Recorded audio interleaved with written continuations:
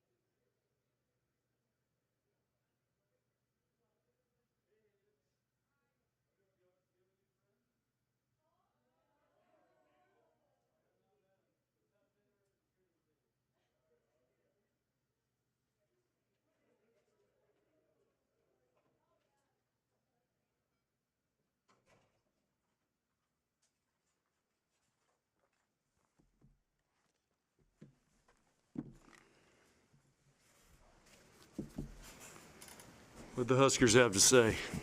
They love the 6-2. Is that what they said? They're all embracing it. Yeah. Okay, well, I was very impressed with Loyola. They run a really nice offense, do a good job. I thought our serving got to them in game 2. So when you run that fast offense like that, if you have to slow it down, it becomes more predictable and easier to defend. I thought we just played really steady volleyball, and we were able to kill the ball, and even when we didn't pass, we've got some pretty good swings. So thought the both setters did a nice job, and you always have you got 6 hitters you got to defend in that system. So it's and anybody can get hot. So, but we'll see where we go. John, I asked you last week if you would consider running 6-2, and you said no. What changed your mind to try it out? I said no. Was it for this week or for last week? It was Last week, yeah.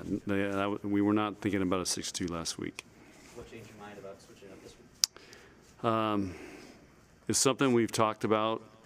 I feel like when you run a 5-1, your setter has to be really good and find ways to get your hitters kills. Kennedy's still figuring that out. Of course, Nicklin's got 4 years of experience, and Ani's a very good setter. We just felt like, and I want to get these outside hitters on the court. So it gets Allie out there and Lindsay, and so we wanted to look at it and see. So we spent a couple days working on it, and there's disadvantages to everything you do. So you got to pick and choose, and my job is to figure out our best lineup that gives us the best chance to win. Why the 6-2 with Nicklin and Ani? Why those two?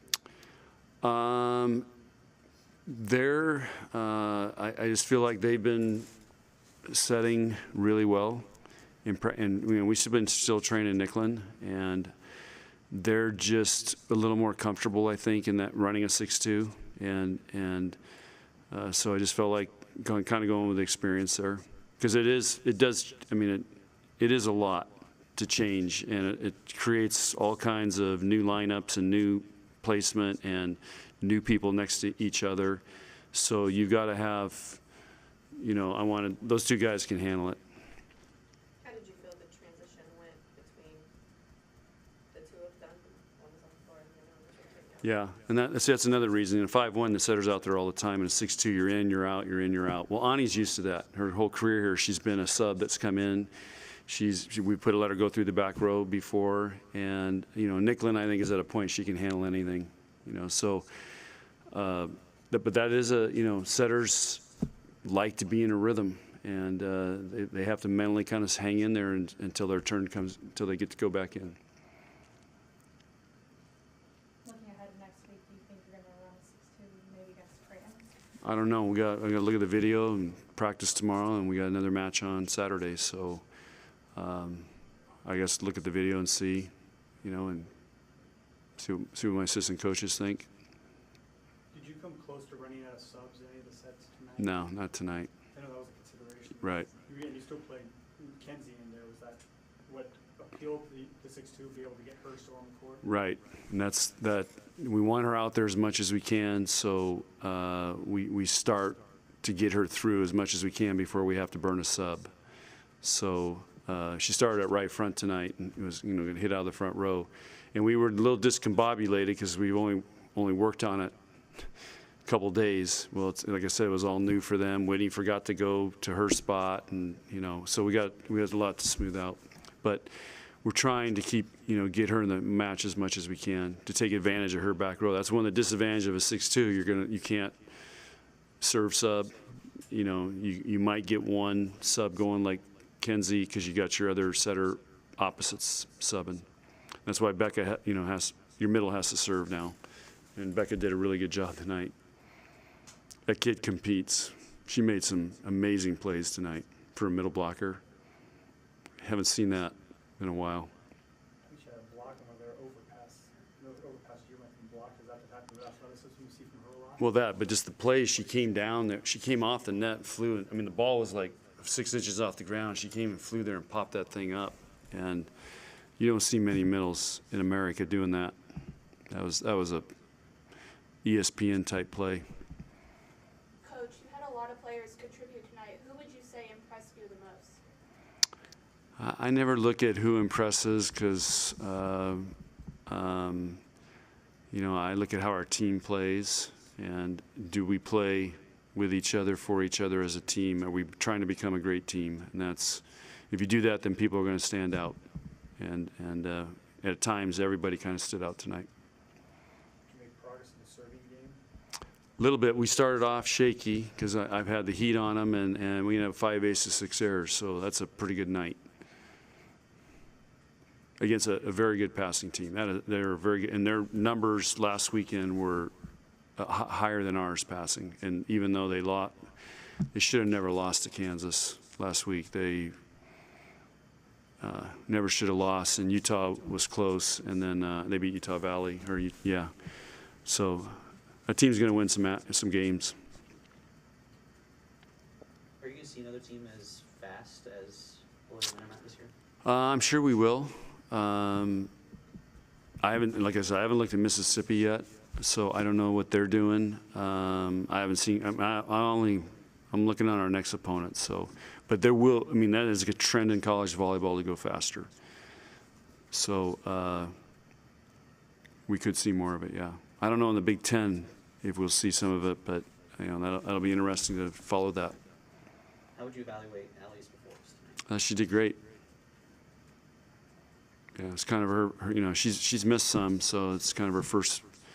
That's kind of her first big match, I think. You know, so I thought she did a good job.